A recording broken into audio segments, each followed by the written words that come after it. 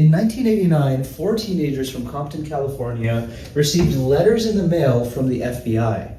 The letters claimed that one of their songs was a, and I quote, threat to society. The song in question? Fuck the police coming straight from the underground. That's right, it was Fuck the Police. Now, if you think that's wild, you should know that the US government actually has a long history of running covert operations against black musicians. Nat King Cole had an FBI case against him. Jimi Hendrix did too, and he was accused of being a communist. Even Nina Simone, the angelic singer, was tailed by the FBI when she toured internationally. But those letters to the members of N.W.A. actually kicked off a much more sinister campaign, one that would lead to an all-out war between the US government and hip-hop culture. So let's paint a scene from the birthplace of hip-hop, the Bronx, and talk about the toxic relationship between our government and rappers. This time on Painting the Past. So let's get started here. I want to show you what I've got. And if you've spent any time in New York, especially in Harlem or the Bronx, this will be a familiar scene to you. I lived in New York for a long time, and before that, I had the opportunity to spend about 2 weeks in the Bronx. It was the middle of summer. There were 8 of us sharing a 2-bedroom apartment, and on our street, almost every fire hydrant was tapped, just like this scene. Here's what I like about that reference image. I love the pose of the kids, the way they're playing. I love the fire hydrant and the way it's spraying, so I think the theme is great, and I've kept those. Everything else I'm going to change. I want to make it look like it's the Bronx in the 1970s. So lots of brown brick buildings in the background. I'm going to wash the background out. Now, if you're wondering what this weird blue stuff is, this is called masking fluid. And it's this honestly really challenging rubbery material that does not cooperate. It also smells horrible, but I sucked it up for the sake of this painting. What I've done is I've masked out the people, the hydrant, and then I've splattered the masking fluid. And what that's gonna do is when I do a wash of paint, it's not gonna go wherever the masking fluid is. So it's preserving the white paper beneath. Now, as an exercise, what you should try is look at this reference photo that I'm putting up on the screen. Remove all meaning. Remove the shapes and the forms and the shadow. Remove the concept of people and water. Remove the sense of any sort of place or time or space or being, and you're left with basically a plane of color and light. And when you get to that point, you can see where there's light, where there's shadow, and where there's rich color. And what stood out to me is this sort of arc of light. Basically where the water is, it's almost a pure white. So for me to capture that, when I'm painting the background, I'm gonna have to basically wipe out the paint so that I get some of that white, some of that pure light. And to do that, I'm just gonna use a dry brush. So once I get the colors in, I'm gonna take the dry brush and just wipe it across this arc of water here. And that should, in theory, get the paint out of there and leave this sort of movement that looks like spraying water. Now, that's the theory. Will it work? Probably not. Why? I have no idea. I never know why things don't work, but they never do. In any case, let's see what happens, and let's jump into the history.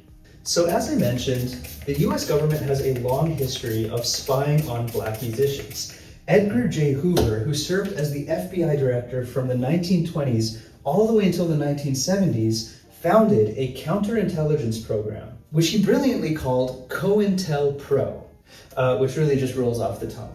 COINTELPRO was designed to, quote, expose, disrupt, misdirect, discredit, or otherwise neutralize groups that the FBI saw as subversive. In practice, that really meant spying on civil rights leaders and sabotaging black activists. MLK was wiretapped for years. Malcolm X had FBI agents attending virtually all of his public appearances, and black artists weren't exempt either. So in the late 1970s, hip-hop culture emerged as an outlet for Black, Latino, and Caribbean youth against a backdrop of social decay and some sketchy law enforcement by predominantly white officers. So rap music was just one facet of a broader cultural movement that included DJing, MCing, breakdancing, and graffiti art. By the 1980s, it was clear that hip-hop was here to stay.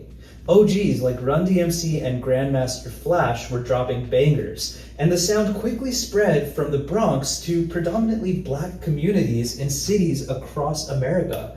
Just as it resonated with those communities, it triggered fear, disdain among predominantly white communities. So Karens all around America saw hip-hop as a threat to good old American values. And that includes Karens in the government. But before I continue, if you like what you see, please take a second to hit that subscribe button. It makes a big difference for people like me who love this stuff, and I hope you love it too.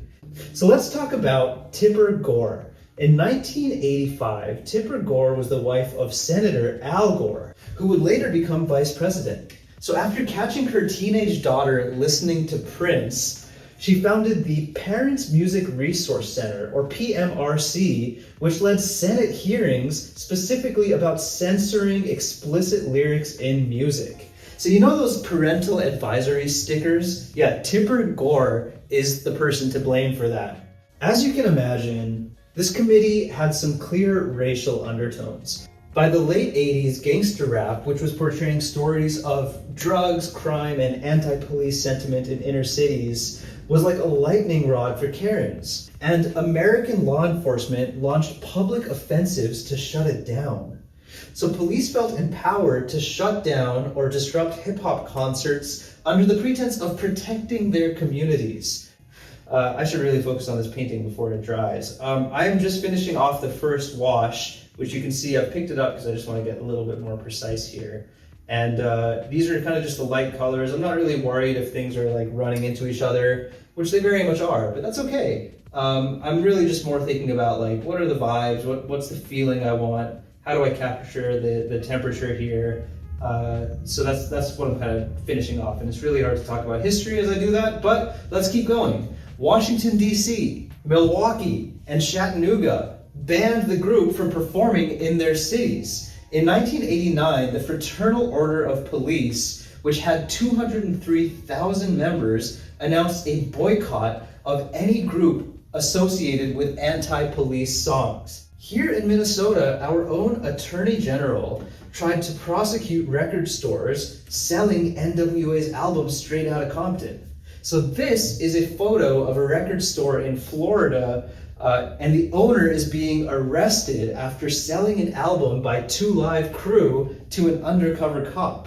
Also, like, is that not the most cop-looking cop you've ever seen? By the turn of the decade, both liberal and conservative politicians were publicly blasting rap as, quote, violent. So these efforts often relied on coded racial fears, basically painting black artists as dangers to society.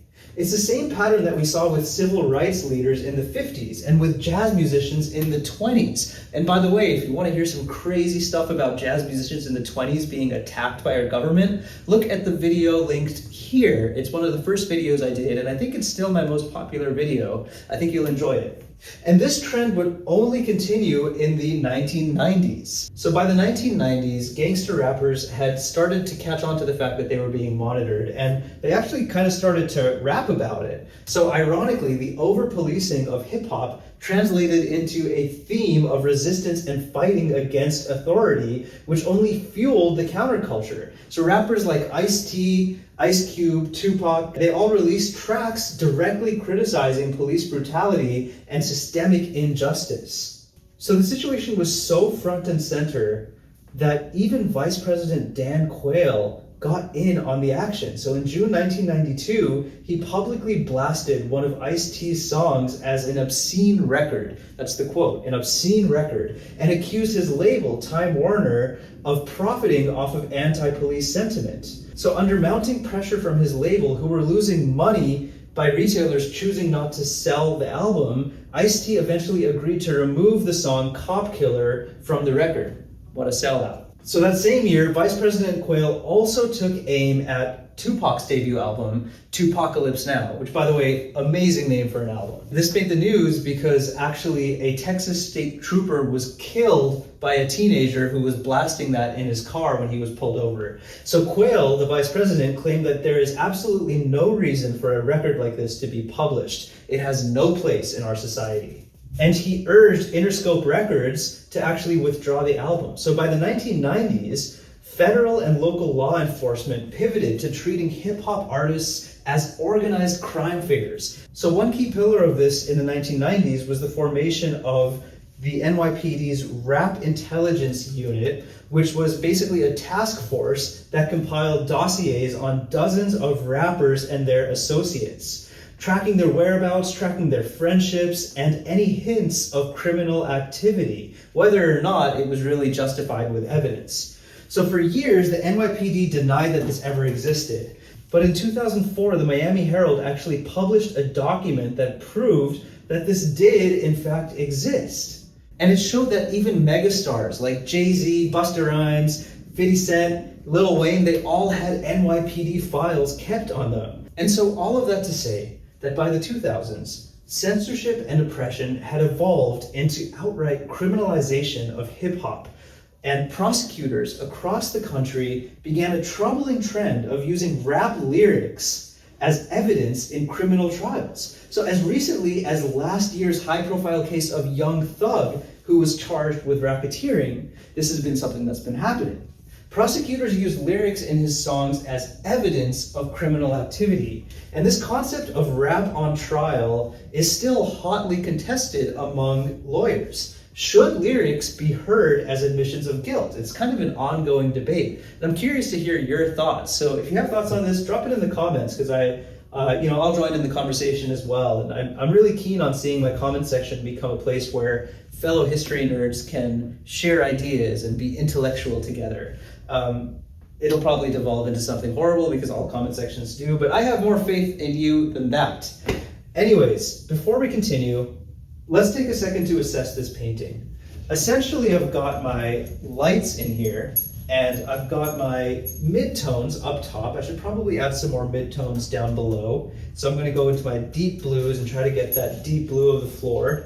And then the next step is to probably take the masking fluid off and just get a little bit of dark in there and see what I'm working with. I'll get the range of light from behind the masking fluid, the pure white, and if I put darks in there, I'll get my value range, and that's what I'm looking for so I can finish this painting off. So here I am at my table, and I have a beautiful background wash of really light colors. I've intentionally been loose with it to get that sort of free-form feeling that you can only really achieve in watercolor. Now that I have that, I can go in and start doing more precise work. So making sure that the two main figures are highly detailed and super precise, making sure that the fire hydrant, looks like a fire hydrant, and then just shaping up the whole painting. A trick that I've started to use is using gouache to either lighten or darken values. And if you're a watercolor purist, this is like blasphemy. But for me, I'm just trying to play around with colors and effects that I feel get me to that endpoint that I want. And so I'm letting myself have fun with this. So gouache is a mix between watercolor and acrylic. And you can use it straight from the tube without mixing with water. And what that does is it gives you really clear values. And so I've always said you can't really paint white. And that's true. With watercolor, you can't paint white because water is translucent. So how would you get white to superimpose on top of another color? But gouache is a cheat. It's kind of like a workaround for that. And in times like these, one has to turn to that workaround because one wasn't smart enough to use enough masking fluid to preserve enough white of paper. One is me, by the way. And so I'm going to add some white gouache to signify the water. And I think that's going to really bring that water forward, whereas otherwise it would probably just sort of be a suggestion of water, and that doesn't really make sense for this painting. The water's kind of the main thing. Let's get back to it. So here we are about 50 years on from the advent of hip hop. Today, rap is mainstream, but the tug of war between hip-hop expression and government suppression continues. In response, there's been a growing movement to protect artists. California became the first state to actually enact a law limiting the use of rap lyrics in prosecutions. At the federal level, the Restoring Artistic Protection Act, or RAP Act, very cool, government, seeks to curb the admissibility of creative works in federal trials, recognizing that rap in particular has been unfairly targeted. But the RAP Act has been sitting in the House of Representatives for 3 years, and it still hasn't passed. Something tells me that under the current government circumstances, it probably won't pass. In sum, the relationship between the US government and hip hop has been one of surveillance, censorship, and outright oppression. What began in the civil rights era as FBI surveillance of black activists evolved into the censorship of rap music in the 80s and 90s, the policing of prolific artists in the 2000s, and the systemic prosecution of rappers in the 2010s all the way until today. Each step of the way, the underlying racial dynamics have been clear.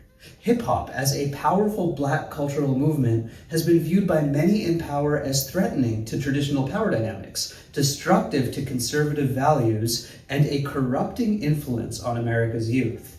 And yet, despite every attempt to silence it, hip-hop continues to permeate cultures around the world. Hip-hop has become a soundtrack to underprivileged communities in different countries. In the slums of Mumbai, Divine rose up as an underground hip-hop artist, telling stories in Hindi about street life, poverty, and survival. In Greece, Sneak became one of the country's biggest artists, having built a massive following from the ground up. And he's a voice of a generation that's been facing economic crisis and social unrest. And in the grungy suburbs of Paris, French hip-hop has taken off and is now the most listened to genre in that country. So for all of the FBI's work to subvert a counterculture, the opposite has happened. Hip-hop and all it stands for has gone global. So thanks for watching, and let's take a look at this painting.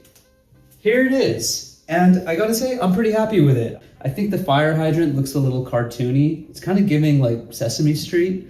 But that's okay, you know, that's life. One thing I did after I cut the camera is I went back and I darkened the background even more. I also extended the door. So if you can tell, there was actually a door frame that cut off here, which would have been like a Hobbit door. Because if you think about it, we're at just above the kid's eye level. So a door would be well above us. And so I had to extend it right up to the top of this sort of low facade.